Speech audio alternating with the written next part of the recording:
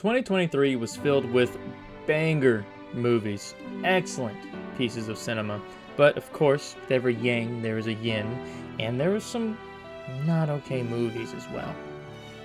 I've watched over 20 different movies in 2023, and this is my top 10. Starting at number 10, we have The Boy and the Heron. It is a Studio Ghibli film, and it is the last Miyazaki movie we will be getting. It is a beautiful movie, just like every other Studio Ghibli film. It has incredible attention to details, and it tells a beautiful story of a boy trying to figure out his place in the world and how to deal with grief and all these things, all these emotions that he's feeling. The English name, The Boy and the Heron, is kind of misleading. The direct translation from Japan is How Do You Live? And I feel like if you knew that before, it kind of gives you the idea of what this movie is about. Coming in at number 9, we have a movie I forgot came out in 2023 because it was so early on. It is a movie that revolutionized memes across the world. And I'm talking about Spider-Man Across the Spider-Verse.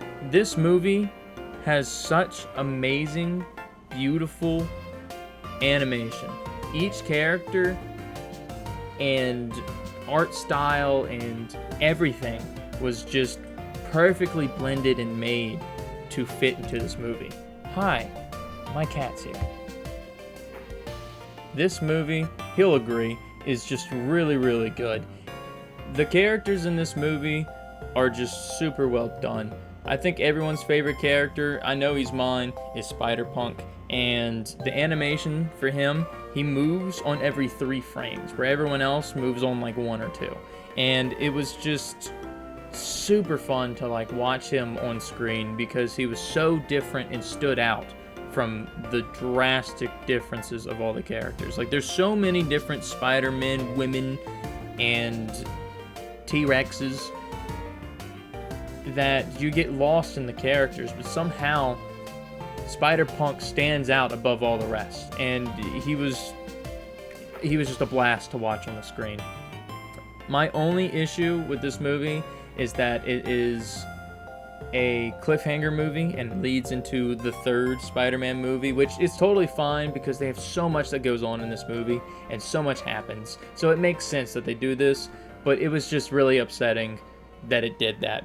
Number 8 is a movie that might surprise a few people. It is Suzume, a Japanese animation. It is a movie about a beautiful romance that spurs while trying to stop natural disasters from occurring from a weird galaxy door that this girl accidentally opens.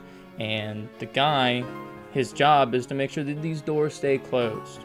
But, you know, she opened this one wide open and releases, I don't even know what to call it, like a giant cluster that just causes natural disasters all over. And they go on an adventure and fall in love during the adventure, and it's just a very beautiful movie, visually stunning. It is pleasant on the eyes. Now we have the opposite for your eyes. We have Teenage Mutant Ninja Turtles Mutant Mayhem at 7. This movie has such beautiful animation. One thing I love is that it is about accepting people for how they are. And obviously the mutant turtles, all the humans see them as mutants, they don't like them, you know, they think they're ugly and hideous. But then in the movie, if you look at all the background characters, they're all deformed and they have weird, like, cocked to the side of their heads, and like eyeballs are like 10 feet off of their forehead, you know? And it's just a really good way to like say, hey, you know, people are different, accept it, you know? But plot-wise, this is probably one of, if not the best TMNT media that we have ever gotten. I haven't watched the like anime style one where they have like superpowers. That one looks really cool, but this has been my favorite that I have watched out of all TMNT stuff. It is beautiful. The animators did a very good job, and you can tell that they're big fans of anime because they have plenty of Easter eggs. Like, they have a Gojo from Jujutsu Kaisen sticker on Donatello's staff, and then Attack on Titan was written on like one of the lockers in the high school. It's just filled with Easter eggs. It's a beautiful movie.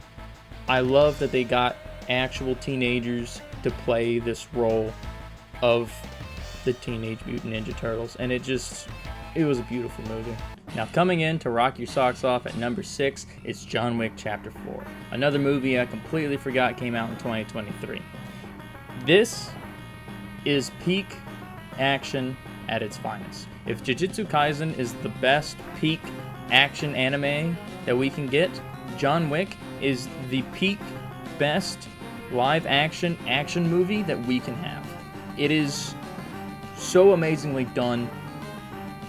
It shows everything as well. It's super violent, over the top violence even, and it doesn't cut and not show and pull punches and act like they're not hitting each other. They're actually hitting each other, and it is just so good to watch and not see a camera shake and then they're turning everything around so you can't see anything. It is beautiful. It shows everything. It is also a beautiful way to finish off the John Wick chapters. It is a must-watch for any action fan, especially if you love John Wick. This is peak. This is the best one that they've made. They might make more, honestly, just because of how good these movies are. I would not be surprised if they do. This truly is peak action, and if we had more action movies like this, I would be happy. Coming in at number 5 is the Barbie movie. This movie is going down in the history books as one of the best. It is a goofy movie that it knows it is, but it also hits super important points in real life. And it's crazy that the messages that they send of just about women, self-acceptance, finding your place in the world, just all these different points that you would not expect from the Barbie movie. And it hits these things. And it's just something that you don't expect when you go and sit down to watch the Barbie movie. One of my favorite things that threw people's expectations off about this movie is they didn't know it was going to be PG-13. I didn't know either. I thought it was fucking hilarious. Some mothers thought, oh my god, I can't believe they said penis. Bro, calm down. It's funny. Another beautiful thing about this movie, the actors and the music do so well at setting everything. The actors do such a good job. I love all the behind-the-scenes stuff that I've seen of them doing extra takes and just improving lines like Sublime. One of the best ones. That one's amazing. And the music, dude, I listen to Dance the Night Away all the fucking time. It is so good. It is a beautiful movie, beautiful songs, beautiful cast. Love every part about it. Coming in at number 4 is The Hunger Games, The Ballad of Songbirds and Snakes. When I first heard of this movie, I thought they were going to be making the very first Hunger Games, like prequel, you know, like this is how it came to be. But what it actually is, it's the 10th anniversary of the Hunger Games. So they've already been a thing, and people aren't watching. So they're like, how can we spice it up, make it more dicey, more interesting for the audience to laugh and really enjoy people brutally killing each other. And they do. And some of the things that they bring in for the first time for this movie are things that become super common in the future movies with Katniss. This movie is a movie I would recommend to everyone, even if you don't like the Hunger Games. I think it hits a lot of good points, and I think overall it's just a very well-written movie. And I'm about to go into a little spoiler for the end of the movie. I'll give you a few seconds to skip ahead and just skip this in case you don't want to know. Alright, you should be gone by now. It's been so long since we've had a movie where the main character becomes a villain, and this movie does it so well. And I love just watching him slowly become more and more villainous. And then at the end, he accepts it. And he's like, oh, I will, take the mantle of the Hunger Games. All right, before we get into the top 3, I want to go over some honorable mentions. Some movies that I really enjoyed, but not quite on my top 10 list. We're going to start with the Wonka movie. This is a prequel to Charlie and the Chocolate Factory, and I think it's a very goofy, fun movie to watch. It's kind of a musical. They got a few songs in there that they sing. I think it's just a really fun movie to watch. It's definitely good to put on like in the background if you just need like a background movie.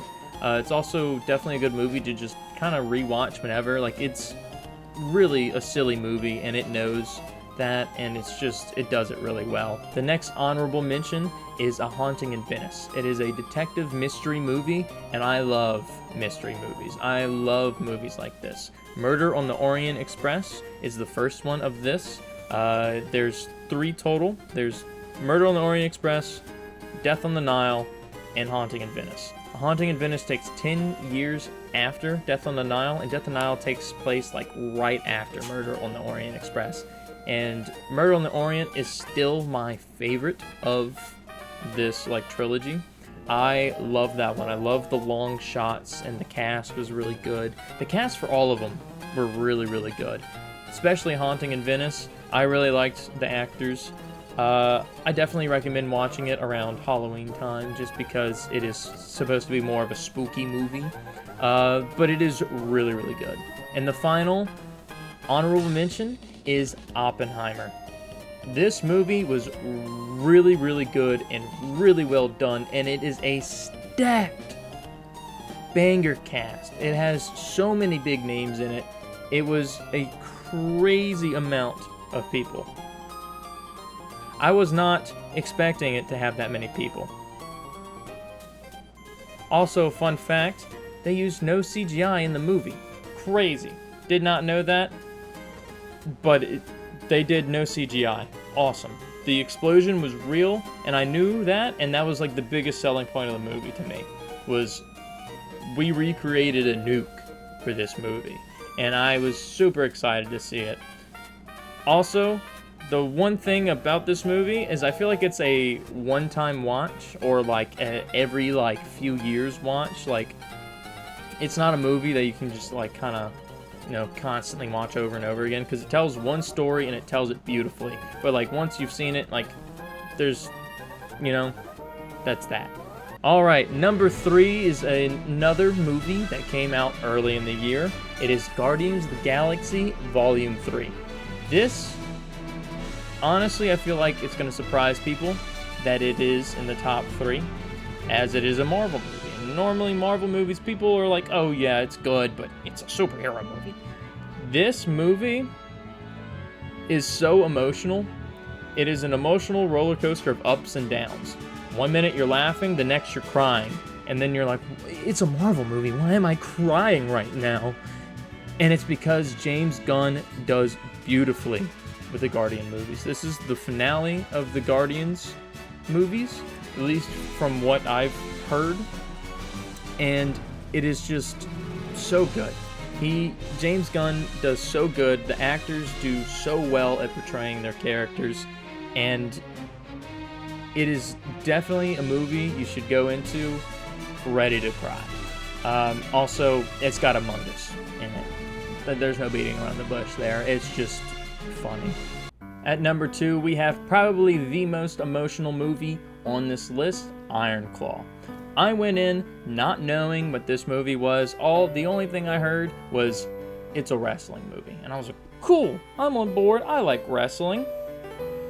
Bro, I was not ready to see the sadness and depression that came on in this movie. I was not ready to leave crying out of this movie. I was not fully expecting for just how crazy that the family goes through. The Von Erich family is what it follows, and they go through so much, and it's crazy that like this actually happened.